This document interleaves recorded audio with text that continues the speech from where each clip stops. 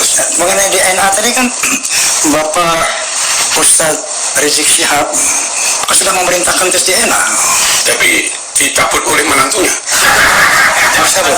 Fatwa itu dicabut oleh menantunya. Tapi kan diperintahkan oleh mertuanya. Tapi mereka banyak. Jadi kesimpulannya mereka nggak mau tes DNA. Dan maaf, kurang konsisten dalam berstatement. Nah, gampang berubah-ubah, kurang konsisten. Itu kalau dahulu zaman Nabi tanda orang itu munafik. Munafik. Gak tahu kalau sekarang masih termasuk tanda munafik apa? Kalau dulu munafik. Ya. Kalau sekarang apa ya? Sama kayaknya. Ya kan kalau dakwah Nabi Rasulullah kan permanen kan? Ya, permanen konsisten. Kalau Ta'ala kalau Nabi itu permanen ya. Masya Allah, Masya Allah. Terus ada lagi yang membuat kami jadi nggak percaya mereka keturunan Nabi. Al-ilku dasas kata Nabi, faktor genetik itu kalau memang gen yang kuat mesti menurun kepada anak cucunya. Wali Songo yang luar biasa. Atau kalau keturunan Jawa, raja-raja Jawa dari Ndoho, lalu Ndoho pindah ke Singosari, lalu Singosari pindah ke Majapahit, lalu ada Brawijaya, itu di Jawa gen yang top-top. Ternyata setelah anak cucu mereka masuk Islam jadi ulama besar-besar juga. Nah, ini mereka ngaku dapat gen dari Rasulullah SAW yang harusnya luar biasa. Dari gen Rasulullah itu muncul semisal kayak Syekh Abdul Qadir Al-Jilani, luar biasa. Dan saya yakin termasuk Wali Songo, luar biasa. Ini orang ngaku gennya Rasulullah, terus secara karakter nggak masuk sama sekali. Nabi lapang dada, mereka nggak muat. Nabi fatonah cerdas luar biasa, mereka agak bodoh-bodoh. Tapi kan lebih baik Habib yang bodoh daripada 70 orang. Nggak ada dalil. Terus. Jadi dari situ karakternya nggak masuk, maka kami nggak bisa percaya. Oke. Kecuali kalau orang awam, kadang karakter anak orang tua berubah-ubah beda-beda. Namanya orang awam, secara genetik nggak terlalu kuat.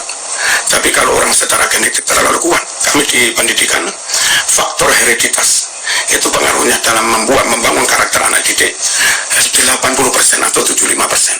Baru selanjutnya faktor ikhtiar, lingkungan, kurikulum dan sebagainya.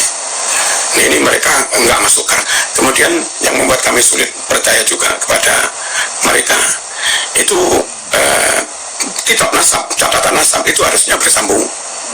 Misalnya kami ada kumpulan keluarga reuni dari Mbah Yud, kami itu tercatat semua sekitar 300-an anak cucu ini. Nanti kan tahun depan ada yang lahir, 5 tahun lagi ada yang lahir, 10 tahun lagi ada yang lahir lagi.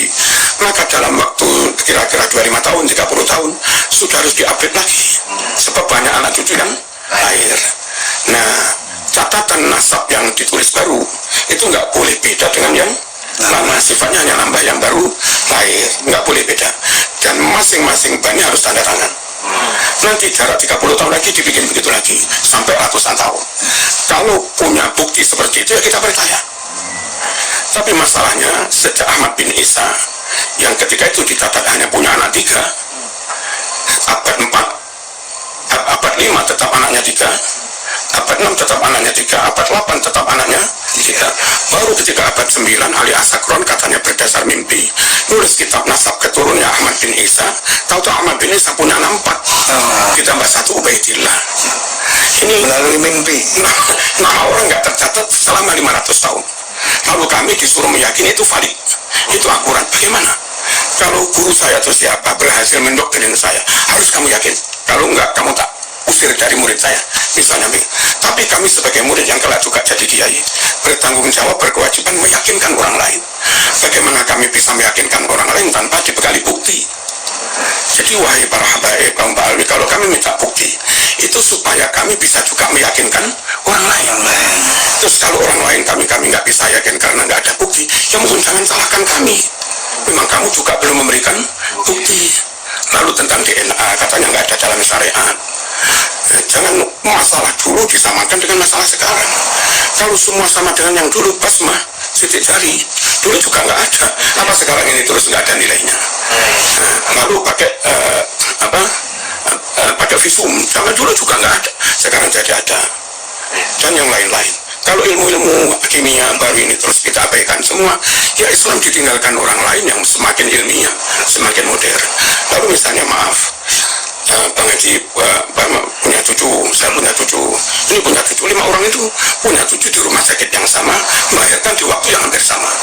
Bayi-bayi ditaruh di pokok, kan diberi nama Pak. Nah belum sempat diberi nama terjadi gempa, nggak karu-karuan. Tentu yang dipilih orang nggak memasang nama dulu ya. Ambil aja diselamatkan. Usai gempa rame. Ini anaknya siapa?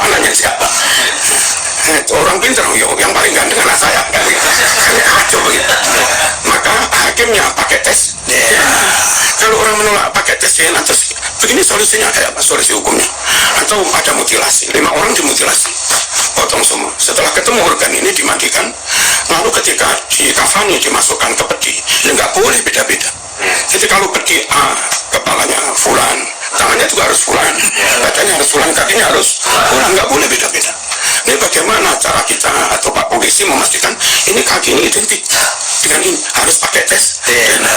Aneh kalau zaman segini masih ada orang nolak tes DNA. Makanya benar tuh Muhammad Rizik Syihab, ayo tes DNA gitu kan. Jadi mengakunya salah.